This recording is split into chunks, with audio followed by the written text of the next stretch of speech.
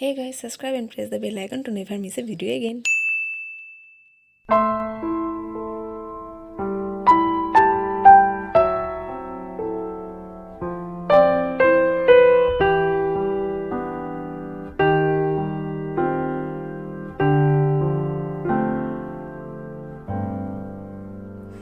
यार एक ही पेज में फ्लड है, कोविड है, बागजान का फायर है, सब कुछ एक ही पेज में है पेपर में। यार आसाम में हमेशा फ्लड क्यों होता रहता है मुझे बिल्कुल पता नहीं, और मीडिया में इसका कवरेज है ही नहीं बिल्कुल भी। हाँ, ये बहुत गलत बात है। असम का जो ये सब हालत है, हर साल फ्लड होता है, लेकिन कभी भी मीडिया में, जो नेशनल मीडिया है, उसमें कभी भी कवर नहीं होता है। यार कोई कोई तो आसाम से भी रिपोर्टर है, फिर भी वो लोग कवर नहीं कर रहे। ये कैसा बात हुआ भाई? हाँ, तुझे पता है, तो यकीन नहीं करेगा, कल मैं टीवी चला रही थी, बकवास से बकवास न्यूज़ है, लेकिन असम का जो फ्लड है वो कवर नहीं किया जाता। देख लेते हैं। इतना सर पे बैठा रही है, इतना सब सम्मान दे रही है, इतने प्रेम दे रही है। नहीं यार, असम का कुछ न्यूज़ तो है ही नहीं। तुझे यकीन नहीं होगा, कल मैंने मीना को फोन किया था और तुझे पता है वो क्या कहती? पता है तुझे? यार छोड़ ना, क्या तू ये सब न्यूज़ चैनल का बात कर रहा है? ये आसाम में तो ये सब हर साल की बात है, ये कॉमन है ये सब।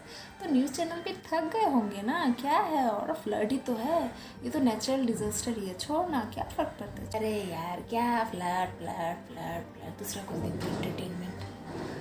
अमिताभ बच्चन के बाद एहतियातन उनको अस्पताल भर्ती करवाया गया। यार तुझे कुछ आइडिया है कि आसाम में हमेशा ये फ्लड क्यों होता रहता है? कुछ नॉलेज है तुझे इसके बारे में? हाँ, मैंने पढ़ा है कुछ जो फ्लड होते हैं उसके लिए 6 मेन रीज़न है जिसके वजह से मतलब फ्लड होते हैं, और उसका सॉल्यूशंस भी है। तो चलिए फर्स्ट हम लोग देख लेते हैं असम का जो ज्योग्राफिकल टेरेन है वो किस लिए ये फ्लड हर साल आता है और हम क्या कर सकते हैं। नंबर 1, ब्रह्मपुत्र। तो ब्रह्मपुत्र का सोर्स है मानसरोवर, जहाँ आंगसी ग्लेशियर से इसका ओरिजिनेट होता है। ये चाइना में यारलुंग सांगपो के नाम पे जाना जाता है। वहाँ से निकलकर वह अरुणाचल में आता है, जहाँ उसे सियांग भी कहा जाता है। फिर ये इंडिया में मतलब असम में आता है। असम में इसका जो हाइट है, इस हाइट से ये जो अंदर जाता है वो बहुत ही स्टीप होता है, तो आप समझ सकते हैं इसका जो स्ट्रेंथ है वो कितना ज़्यादा होता है। फिर ये धुबरी में आता है। धुबरी में से निकल के ये बे ऑफ बंगाल में मतलब बांग्लादेश में जाता है। बांग्लादेश में इसको जमुना के नाम पे जाना जाता है। फिर ये बे ऑफ बंगाल में जुड़ जाता है। तो ब्रह्मपुत्र जो है इसके साथ हाई सेडिमेंटेशन और बहुत कुछ फर्टाइल सॉइल भी लाते हैं, जिसके कारण ये जो क्रॉपिंग के लिए बहुत ही ज़्यादा फ़ायदेमंद होते हैं। लेकिन इसका जो स्ट्रेंथ है, इसका जो वाटर का स्ट्रेंथ है बहुत ज़्यादा हाई हो जाता है इन टाइम्स ऑफ मानसून।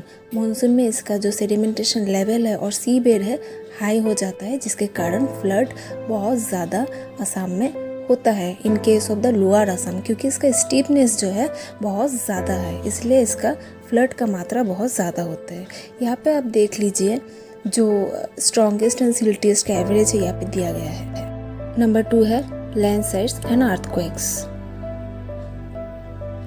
असम जो है वो जोन 5 के अंदर गिरता है। इसका मतलब ये है कि it is very much prone to earthquake. तो जब अर्थक्वेक होते हैं तो जो डेब्रीज निकलते हैं, जो लैंडस्लाइड्स के डेब्रीज होते हैं, वो रिवर कैरी करते हैं, और इसी वजह से जो रिवर बेड है वो राइज अप हो जाते हैं, और इसी वजह से फ्लड होने के चांसेस बढ़ जाते हैं असम में। ठीक है। नंबर 3 है इरोशन। सो इरोशन और एक रीज़न है because of the flood which occurred in Assam every year. Erosion इसलिए होता है क्योंकि बिकॉज ऑफ द डिफॉरेस्टेशन लोग पेड़ काट देते हैं, एंड बिकॉज ऑफ इस जो कैपेसिटी है लैंड होल्डिंग का वो कम हो जाता है, और इसलिए फ्लड होने के चांसेस बढ़ जाते हैं, और इसलिए हर साल फ्लड होते हैं असम में। ठीक है। नंबर 4 है dams. So dams are one of the reason of causing flood in Assam. तो ये एक मैन मेड रीज़न है जहाँ पे मतलब फ्लड होने के चांसेस होते हैं because of weakly constructed flood. यहाँ से वाटर रिलीज होता है और 100 of people are dying in Assam because of the weakly constructed dams every year. Number 5 illegal encroachments. तो और एक रीज़न है because of the Assam flood is the illegal encroachment. एक आर्टिकल है फ्रॉम इंडियन एक्सप्रेस जहाँ पे लिखा है 22% of the Assam's total forest area is under encroachment. ठीक है। तो बहुत लोग हैं जो इनलीगली एंक्रोच करते हैं, फॉरेस्ट क्लियर कर लेते हैं and then they what do they, कम दाम में उन्हें ज़मीन मिल जाता है, वहाँ पे वो लोग अपना घर बनाते हैं और इसी वजह से जो लैंड का होल्डिंग है वो कम हो जाता है और आसाम में जो फ्लड होता है ये बहुत ज़्यादा हो जाता है, ठीक है। तो एंक्रोचमेंट वेटलैंड एरिया में ज़्यादा होते हैं। ऑलराइट, सो 6th रीज़न है असम का टोपोग्राफी, नॉर्थ ईस्ट का टोपोग्राफी। तो अगर आप नॉर्थ ईस्ट का टोपोग्राफी देखेंगे तो ये एक बोल शेप में होता है और जिस वजह से वाटर लॉस करने में इसका ज़्यादा हो जाता है, इसका फ़ायदेमंद होता है, ठीक है। नंबर 7 है एम्बैंकमेंट्स, बांध। तो दोस्तों गवर्नमेंट जो है वो एम्बैंकमेंट या बांध के ऊपर बहुत ज़्यादा डिपेंडेंट है to control the flood, but ये जो रिजुविनेट किया गया है वो 23 इयर्स पहले किया गया है। अगर इसको फिर से अच्छे से कर सके तो शायद ये हेल्पफुल होगा to control the flood in Assam, ठीक है। So what's the solution for all this?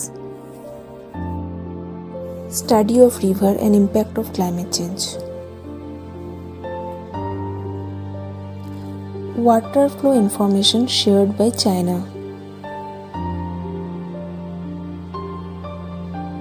more accurate and decentralized forecast of rains,